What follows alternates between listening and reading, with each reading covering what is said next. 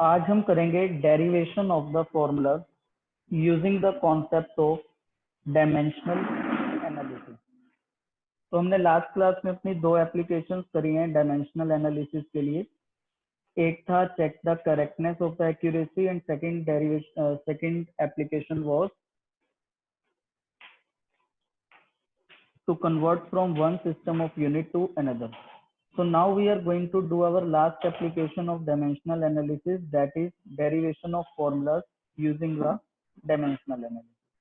तो suppose इसमें हमें क्वेश्चन गिवन है, हमें कैसे करना है हम क्वेश्चन के थ्रू देखेंगे। क्वेश्चन है consider a simple pendulum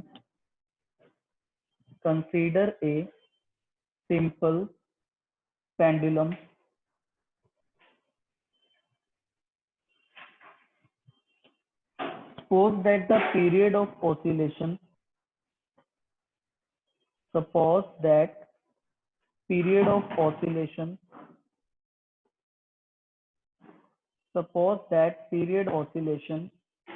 capital T depends upon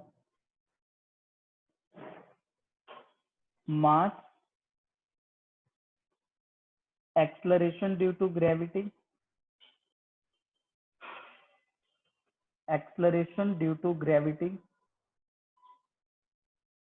and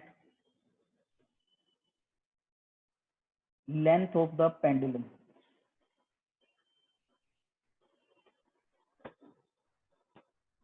Using dimensional analysis,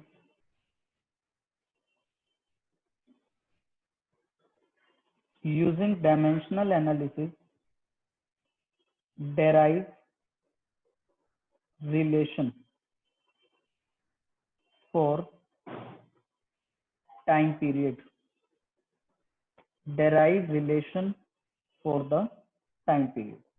तो ऐसा है कि ये हमारे पास एक पेंडुलम है, यहाँ ये उसमें एक बॉब है, उसका मास m है और पेंडुलम ऑसिलेट हो रहा है। ये ऑसिलेशन का जो टाइम पीरियड है वो आपको क्वेश्चन में गिवन है कि वो डिपेंडेंट है mass of the bob, acceleration due to gravity और ये लेंथ ऑफ द स्ट्रिंग पर। अब आपको डायमेंशनल एनालिसिस का यूज करते हुए इसका टाइम पीरियड का रिलेशन डेराइव करना है। तो आप इस तरह से इसको सॉल्व कर सकते हैं।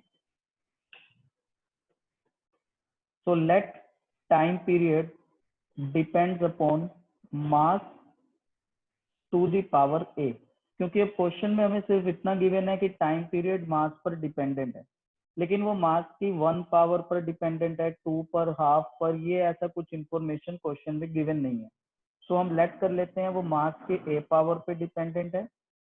फिर एक्सेलरेशन को हम स्मॉल g से शो करते हैं, सपोज उसकी पावर b है जिसपे वो डिपेंडेंट है, and it depends upon length to the power c, where a b c are positive, are real numbers,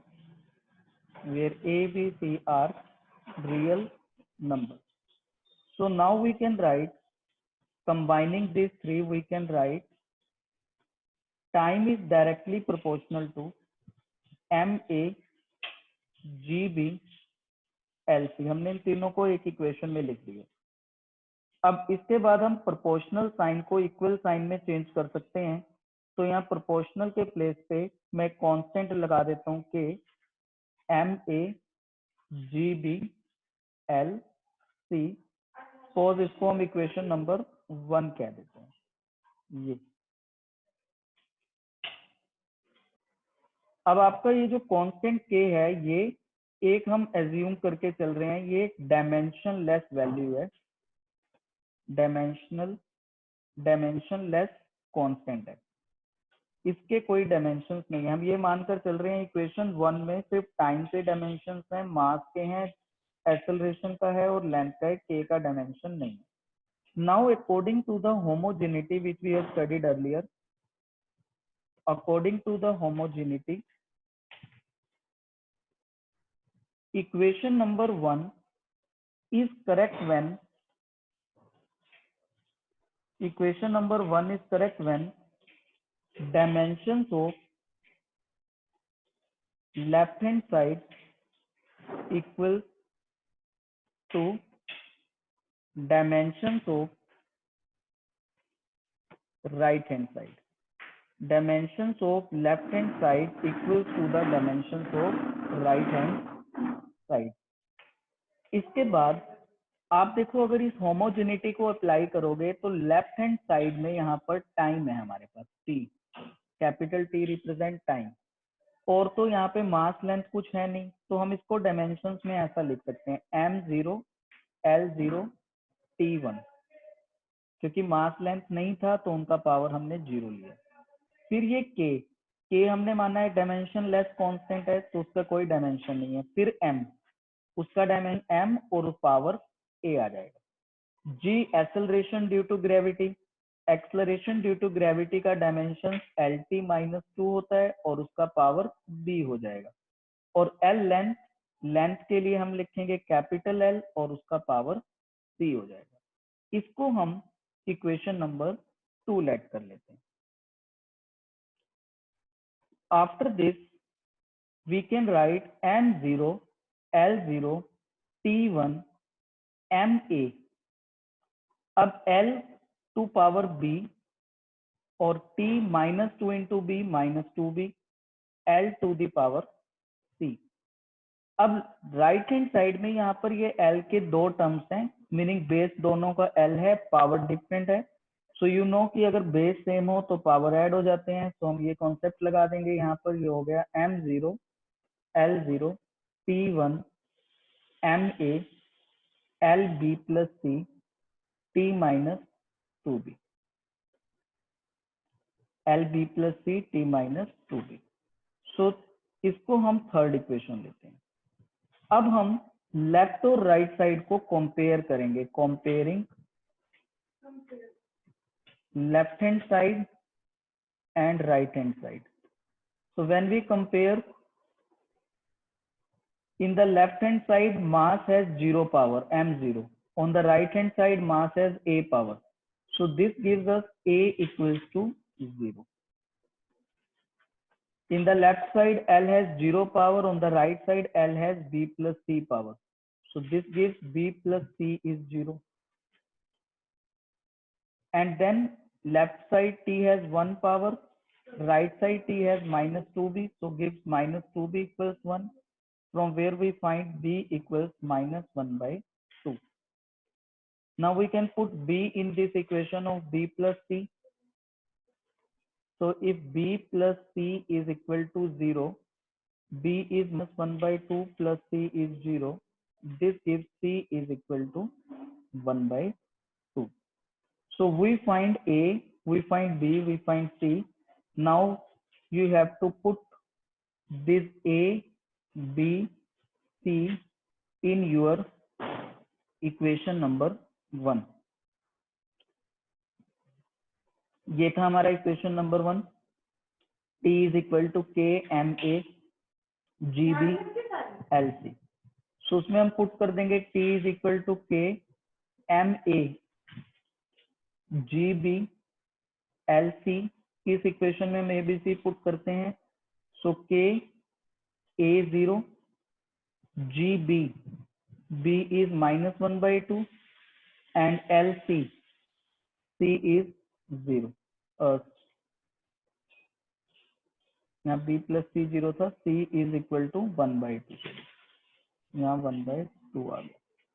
So this gives us t is equal to k m0 meaning 1, l 1/2 और g -1/2 को हम denominator में लिखें तो वो +1/2 हो जाएगा।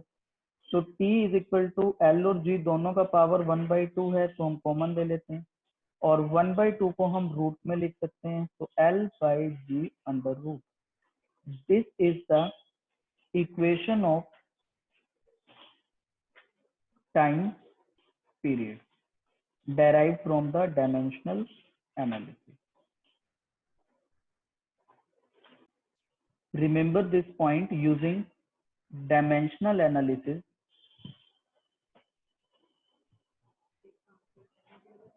we can derive formulas depending upon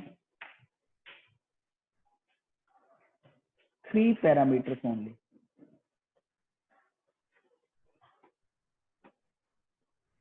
If any variable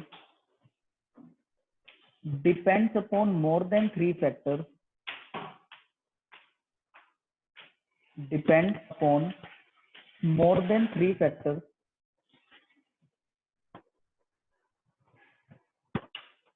its equation cannot be derived.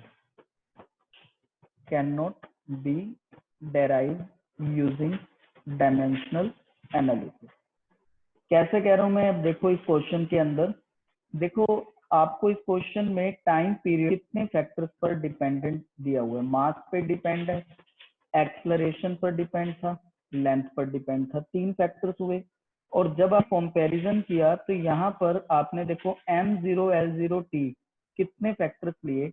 3 factor लिए, m0 l0 t 3 हुए। अगर मेरी इक्वेशन 4 फैक्टर्स पर डिपेंडेंट होती तो इक्वेशन नंबर 1 में ए बी सी और डी 4 वेरिएबल्स मुझे लेने पड़ते, ए बी सी और डी, जिनको मुझे फाइंड आउट करना था। और इक्वेशन नंबर 2 में मेरे पास सिर्फ 3 ही फैक्टर्स कंपैरिजन के लिए अवेलेबल है, मास, लेंथ और टाइम। तो 3 इक्वेशंस ही मैं बना सकता हूं, जबकि मेरे पास वेरिएबल्स हो जाते हैं जिन्हें फाइंड आउट करना है, वो 4 हो जाते हैं। और आपको पता है 3 इक्वेशन को सॉल्व करके हम 3 वेरिएबल्स ही फाइंड आउट कर पाएंगे, 4 फाइंड आउट नहीं कर सकते।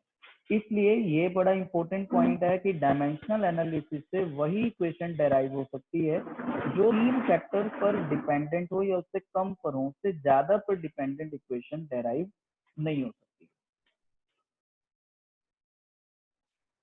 सो अब ये हमारा नेक्स्ट क्वेश्चन है। आपको इस क्वेश्चन में गिवन है वेलोसिटी ऑफ वाटर वेव किस पर डिपेंडेंट है? वेवलेंथ पर, डेंसिटी पर और एक्सलरेशन ड्यू टू ग्रेविटी पे। देखो इस क्वेश्चन में भी 3 फैक्टर्स गिवन है और आपको फॉर्मूला डेराइव करना है। तो आप कैसे लिखोगे? v depends upon wavelength lambda power a, v depends upon density power b, and v depends upon acceleration due to gravity power c. ठीक है, so suppose we say it is first equation, second, third, and we combine one equation, two equation and three equation. We find v proportional to lambda a, rho b, gc. So अब यहाँ proportional sign को equal में change कर दें, v is equal to some constant lambda a rho b g c. इसको हम equation number 4 ले लेते हैं। ये अब आपको क्या करना है? होमोजेनिटी अप्लाई करना है, adding to homogeneity.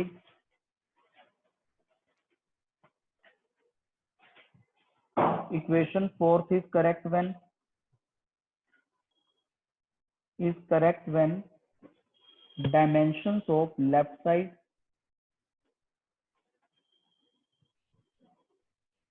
equals to right side. अब लेफ्ट साइड में हमारे पास वेलोसिटी है, so its dimension is L T minus 1। Mass इसमें नहीं है तो हम लेंगे m पावर 0। k क्या है? k is dimensionless constant, dimensionless constant, so k के पास कोई डायमेंशंस नहीं है। लैम्डा क्या है? वेव लेंथ, लेंथ के dimension capital L power a।